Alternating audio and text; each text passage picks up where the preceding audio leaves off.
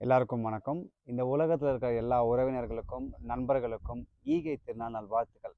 30 நாள் நோன்பு இருந்து, ஒழுக்கத்த கடைபிடிச்சு, பசினா என்னன்னு உணர்ந்து, கடவுளுக்கு தன்னை அர்ப்பணிக்கிற ஒரு மிக சிறந்த பண்டிகை இந்த ரமலான் பண்டிகை. இது வந்து ஒரு மதம் சார்ந்த பண்டிகையா மட்டும் நான் பார்க்கல. இது வந்து ஒரு அறிவியல் சார்ந்த ஒரு பண்டிகையாவும் நான் பார்க்குறேன். ஏன்னா, இந்த 30 நாள் நோன்பு இருக்கும்போது, உடலுக்கும், மனசுக்கும் வந்து ஒரு மிகச்சிறந்த ஒரு நல்ல மாற்றத்தை ஏற்படுத்துது அப்படின்னு நான் சொல்லுவேன். ஏன்னா, இத நான் வந்து 2 வருஷத்துக்கு முன்னாடி 30 நாள் நானும் இந்த ரமலான் பண்டிகை அப்போ நோன்பு இருந்தேன். எனக்கு ரொம்பவே ஒரு ஆச்சரியமா இருந்தது.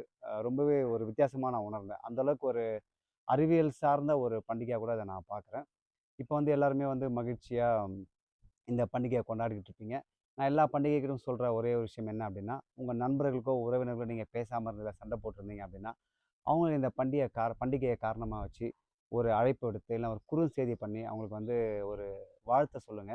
நம்ம இன்னும் குறைஞ்சிட மாட்டோம். ஸோ உங்க எல்லாருக்குமே மீண்டும் ஈகை திருநாள் நல்வாழ்த்துக்கள். மகிழ்ச்சியா இருங்க. நன்றி. வணக்கம்.